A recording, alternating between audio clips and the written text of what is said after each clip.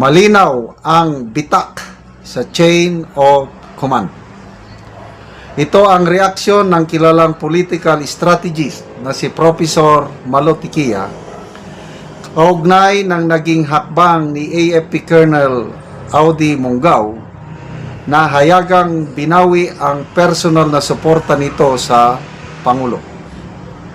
Sa isang pahayag, binigyan diin ni Tiquia na kapag ang isang aktibong opisyal ng Armed Forces of the Philippines ay handang isakripisyo ang 34 na taon ng serbisyo, malinaw umano na may seryosong nangyayari sa loob ng institusyon.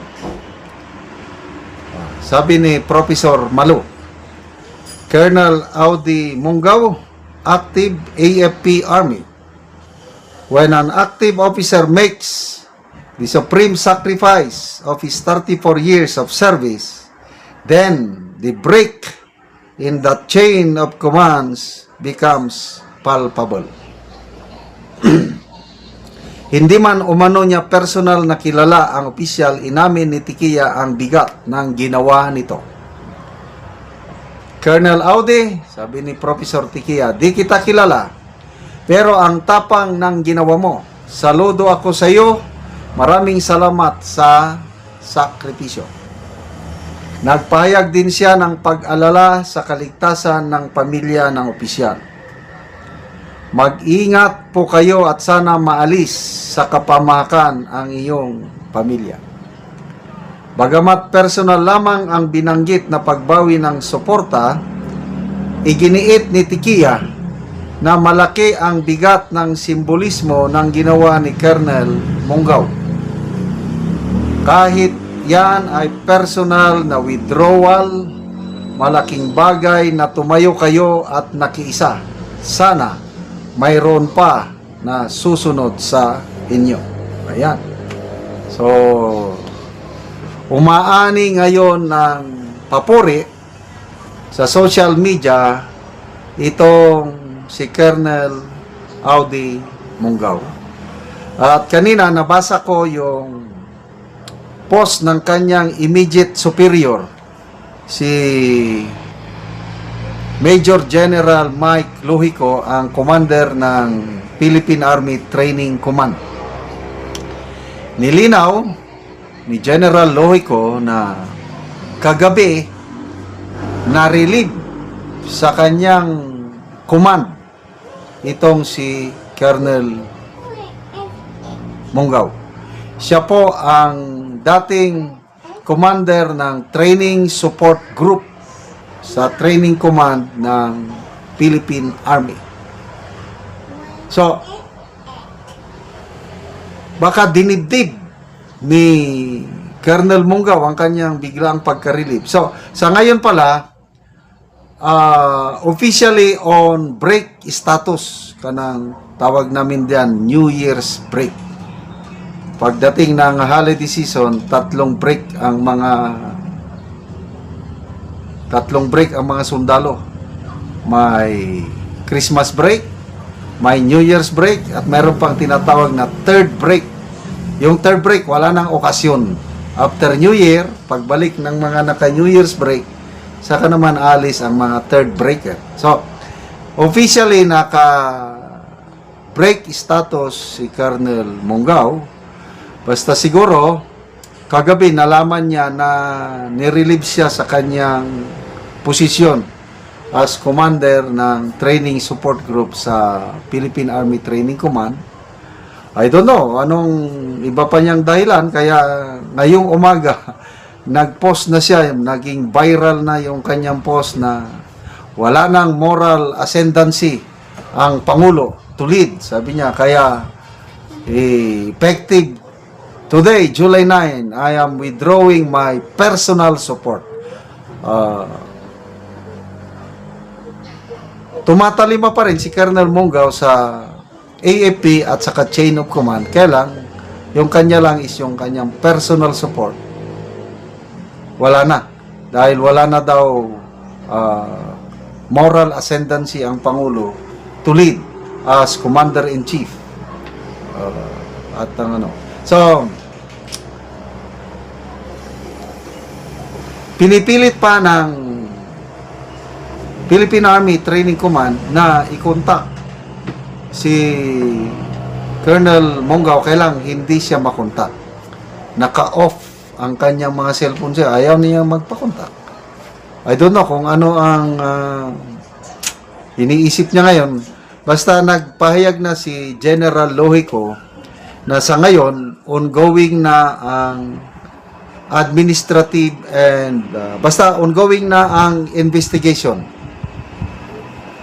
kaugnay ditong withdrawal of support para i-determine ano ang administrative at legal consequences ng kanyang action. May nabasa akong post kanina na wala naman daw nilabag na batas yung kanyang pag-withdraw ng support. Kailang pwede siyang maanuhan ng administratibong kaso at saka pwede siyang humarap sa court martial. At kung i-court martial siya, ayun, pwede siyang matanggal sa serbisyo na without benefits. Yun ang masakit. Yun ang sakripisyo na ginawa ni Colonel Monggaw dahil kahit hindi siya makasuhan sa korte, dahil yung nabasa kong post is hindi daw act of sedition yung ginawa niya na pag-withdraw ng support. Kasi hindi naman siya nanawagan ng violence against this government. Ang kanya lang, personal support niya sa Pangulo, wini-withdraw niya. Kaya I hope na tama yung nabasa kong post, nagpapaliwanag. Dapat sana, nag-resign muna si Colonel Monggaw bago siya nagsalita. Kaya lang, hindi niya na napigilan eh. At sayang din, 34 years in the military service. Matatanggal ka, anong tawag doon? Sa dishonorable discharge. So kung dishonorable discharge ka sa armed forces, ay wala ka talagang matatanggap na benepisyo. Yan ang sakripisyo na nagbabadya kay Colonel Monggaw. AFP urges to enforce discipline after officer withdraws support for Marcos by Franco Jose Barona, January 10. Civil society organizations have called on the armed forces of the Philippines to maintain discipline after an active duty officer publicly withdrew his support for President Ferdinand Marcos Jr., warning that such actions risk undermining the military's political stance and institutional neutrality. The call comes amid the case of Colonel Audi Monggaw, who on Friday announced online that he was withdrawing his personal support for the president. The statement followed the January 7 mass oath-taking for newly promoted generals, where Monggaw's name was notably absent. A sequence that has raised questions over whether the announcement was a principled stance or a reaction to being passed over. AFP officials confirm that Monggaw has been temporarily relieved from his post and is under investigation for possible administrative and legal accountability in connection with his statement. Michael Lohico, commander of the AFP Training Command, said the military was also extending outreach and emotional support for Monggaw during the inquiry. Okay, sino-sino yung mga nanawagan, yung mga nababahala? Ito, Jose Antonio Gotia, representing groups including Alyansa ng Bantay sa Kapayapaan at Demokrasya, ABKD, People's Alliance for Democracy and Reform, or PADER, Liga Independencia Pilipinas, LPI, and the Filipinos Do Not Yield Movement, said the issue was not freedom of expression, but the responsibility of military personnel to remain politically neutral. Sabi ng grupo, in a democracy, dissent is a right of citizens, not a privilege of the armed officers. The moment a soldier speaks politically in public, institutional neutrality is placed at risk. He emphasized that this distinction existed to prevent individual judgment from overriding the discipline necessary to maintain the stability of the republic. Yoteya noted that the authority in the AFP flowed from the Constitution and the sovereign mandate of the Filipino people, not from personal approval of individual officers. Moral authority is not something one announces, he said. Okay. So, ito, malaking issue talaga itong pag-withdraw ng support kahit nag-iisa lang Colonel Audi Munggaw. First time in many years. But I believe may nauna Ang nauna is noong 1986 bago yung EDSA People Power Revolution, active officers, the person of General Fidel V. Ramos and Colonel Hunasan, nag-withdraw sila ng support sa Marcos Jr., Marcos Sr. presidency. That led to EDSA 1986 People Power. Yun ang alam kong nauna ng mga active officers nag-declare na wala na. Hindi na nila suportahan ang presidente. So ito history repeating itself. Ito, question lang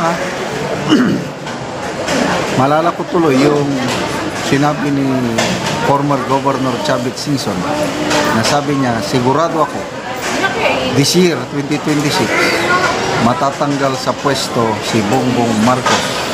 Sabi niya. Bakit? Kasi yung tatay niya, sabi niya, 40 years ago, 1986, natanggal sa pwesto. Nang dahil sa mga active officers na ayaw nang maniwala o ayaw nang magsuporta sa kanya. Kaya napatalsik. So ngayon, 2026, 40 years after, ito biglang isang active Army Colonel na nag-withdraw ng support. Nakakabahala nga naman.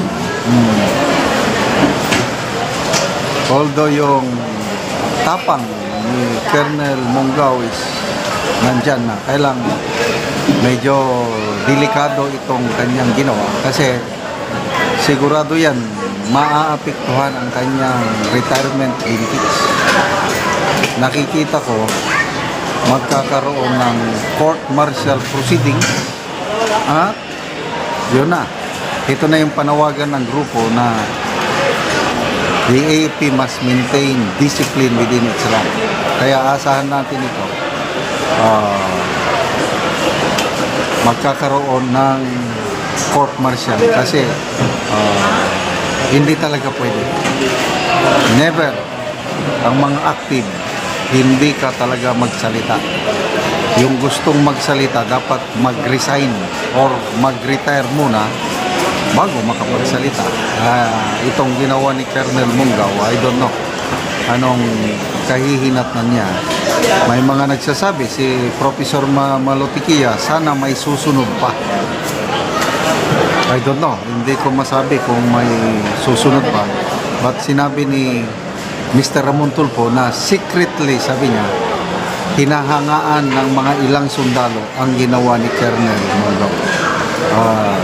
Sabi ni Ramon Tulfo, yung ginawa ni Munggaw bespeaks this testament na mayroong division sa armed forces of the Philippines.